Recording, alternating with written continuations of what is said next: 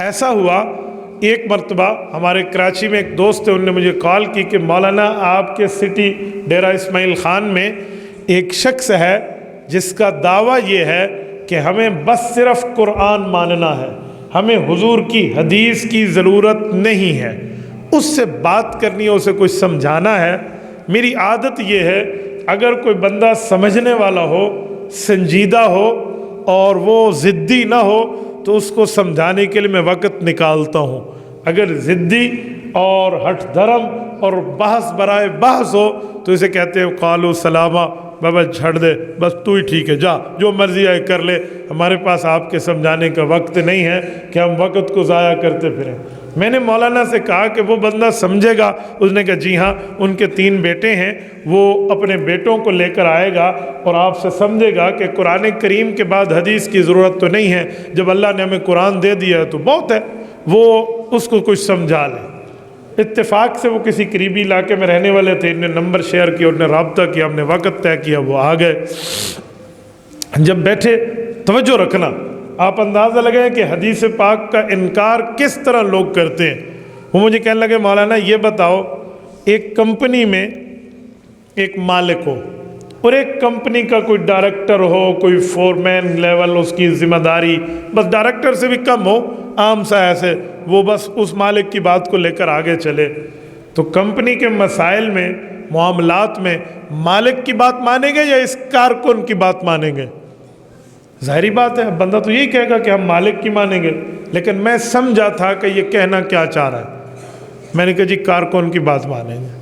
اب میری آنکھوں میں اس نے ایسے آنکھیں ڈالی، کیوں؟ میں نے کہا یہ وجہ میں دوں گا۔ وجہ یہ ہے کہ مالک نے کہہ رکھا ہے کہ میرے اس بندے کی بات مانو، اس لیے اس کی مانیں گے۔ جب یہ بات ہوئی نا تو اس کے بچے حیران ہوئے کہ کس لیول پہ بات ہو رہی ہے، ہماری سمجھ سے بالا تر۔ انہوں نے کہا مولانا آپ کہنا کیا چاہتے ہیں؟ میں نے کہا آپ سوال کیا کرنا چاہتے ہیں؟ میں سمجھ گیا ہوں آپ کہنا۔ گجرانوالے کے دوستوں وہ کیا کہنا چاہ رہا تھا؟ اس کا مطلب یہ تھا کہ اللہ مالک ہے اور رسول اللہ تو اللہ رب العزت کی طرف سے بات سمجھانے آئے ہیں، بس حضور قرآن دے گئے ہیں، اب حضور کی نہیں مانتے حدیثیں، اللہ کی مانیں گے جسے قرآن کہتا ہے۔ تو میں نے اسے کہا کہ حضور کی مانیں گے کیونکہ اللہ نے کہا ہے من یطع الرسول فقد اطاع اللہ، جو نبی کی مانے گا وہ اللہ کی مانے گا۔ جب یہ بات ہوئی تو کہتے ہیں اچھا ٹھیک ہے، ایک جملہ اور پوچھوں؟ میں نے کہا جی بڑے شوق سے۔ کہتے ہیں میں یہ پوچھنا چاہ رہا ہوں کہ کوئی ڈاکیا خط دے کر آپ کو جائے کہ یہ خط لے لیں، اس میں کوئی تحریر ہے، کچھ لیٹر ہے، یہ آپ لے لیں اپنے پاس رکھ لیں، تو وہ جو خط ہوگا وہ خط آپ کیا کریں گے؟ خود پڑھ کے سمجھیں گے یا ڈاکیا کو بولیں گے آ جا مجھے سمجھا دے؟ اللہ اکبر! میں سمجھا کہ نبی کو درجہ کیا دے رہا ہے۔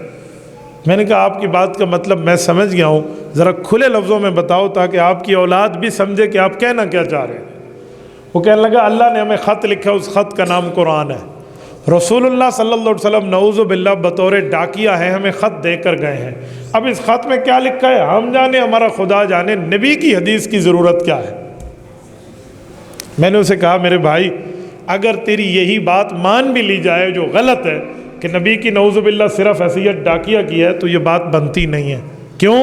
اللہ رب العزت قرآن کریم میں فرماتے ہیں وَمَا آتَاكُمُ الرَّسُولُ فَخُذُوهُ وَمَا نَهَاكُمْ عَنْهُ فَانْتَهُوا، سورت نمبر 59، سورت حشر آیت نمبر 7۔ رب کریم نے فرمایا نبی جو دے اسے لے لو، جس سے روکے اس سے رک جاؤ۔ تو ہمیں تو حضور پاک کی بات پھر بھی ماننی، ہمیں یہ خط کہہ رہا ہے تو ہمیں تو تسلیم کرنا چاہیے۔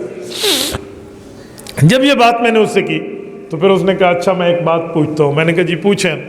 کہتے ہیں حدیثیں تو بہت بعد میں لکھی گئی ہیں، حضور پاک علیہ الصلوۃ والسلام کے کئی 100 سال گزرے تھے، پھر بخاری، پھر مسلم، پھر ابو داؤد، پھر ترمذی، پھر نسائی، پھر ابن ماجہ، یہ کتابیں لکھی گئیں، تو ہم قرآن کیوں نہ مانے جو حضور کے دور میں اتر گیا تھا؟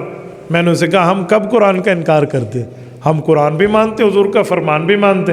کہتے نہیں یہ حضور کے بعد لکھی گئی ہے۔ میں نے کہا اچھا سنبھل کے بیٹھنا، مجھے بتا قرآن بھی حضور پاک کے بعد اکٹھا جمع ہوا ہے؟ قرآن بھی تو حضور پاک کے بعد रसूलुल्लाह दुनिया से तशरीफ़ ले गए, जिन हाफिज़ों ने हुजूर से कुरान हिफ्ज़ किया था, हज़रत अबू बकर रज़ी अल्लाह अन्हु के दौर में उनको बुलाया गया और इकट्ठा बैठाकर कुरान जमा हुआ है। तो कुरान भी तो हुजूर के बाद जमा हुआ है। अगर हुजूर के बाद कोई चीज़ जमा हो वो गलत है तो फिर कुरान को तो सही कैसे कहता है? अब तो उसके हाथ के तोते उड़ना शुरू हुए। मुझे कहते हैं अच्छा, कुरान पाक निकाला, अपने साथ शापर में लेकर आया था, सामने रखा तर्जमे वाला फ़कत, और कुछ भी नहीं। कहते मौलाना यहाँ से दिखाओ, यहाँ लिखा हुआ वो बुखारी मानो, तिरमिज़ी मानो, हदीस की किताबें मानो जो आप हमें बताते हैं, फ़लाँ फ़लाँ इमाम वनीफ़ा मानो, उनकी फ़िक़्ह मानो, ये लिखा हुआ है, आप मुझे दिखा दें। मैंने कहा आप हलाली हैं?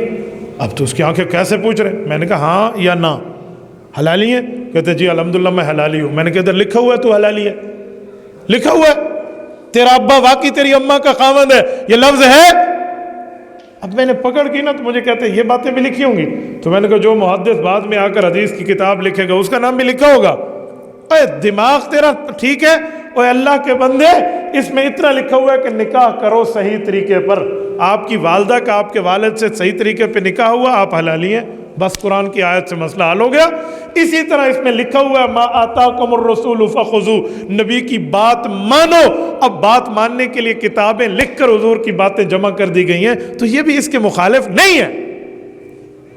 तो मेरे भाइयों, यही फितना है जिसे परवेजियत का फितना कहते हैं। ये फितना है जो लोगों को ये बात सुनाते समझाते फिरते हैं कि हदीस मानने की ज़रूरत नहीं है। मैं उन्हें कहता हूँ कि अगर हदीस मानने की ज़रूरत नहीं है तो मैं बड़ी आसान सी आपको मिसाल देता हूँ। कुछ दिनों पहले मेरा जाना हुआ जामिया मदीनतुल इल्म फैसलाबाद में, हज़रत मौलाना शेखुल हदीस मोहम्मद नवाज़ साहब हैं हमारे, दामत बरकातुहुल आलिया, उनके यहाँ तो ख़त्मुल बुखारी की तकरीब थी, उलमा का मजमा था, खचाखच भरा हुआ। मैंने कहा जी मेरा मुनकरीन हदीस के साथ बड़ा वास्ता रहा है, मैं आपको उनके समझाने का अंदाज़ बताता हूँ, दलीलें उन्हें बाद में देना। मुनकरीन हदीस से कहना कि जिनको हुजूर की हदीस नहीं मानी नहीं ना, उन्हें कहना कि आप हमें दावत का टाइम दें, हम आपकी दावत करना चाहते हैं, आपके सामने दस्तरखान सजाएंगे, और अगर वो आपसे पूछें कि क्या खिलाओगे तो उन्हें कहना हम आपको डेंकी रोस्ट खिलाएंगे, गधा पका के खिलाएंगे। वो आपसे पूछे गधा क्यों खिलाओगे, उसे कहो तुमने हदीस तो माननी नहीं है, गधा हराम है, ये लफ्ज़ तो हदीस में है, आप सिर्फ कुरान मानते हैं हदीस को छोड़ते हैं, तो गधा तो तेरे मुताबिक हलाल बनेगा, लिहाजा गधा खा ले।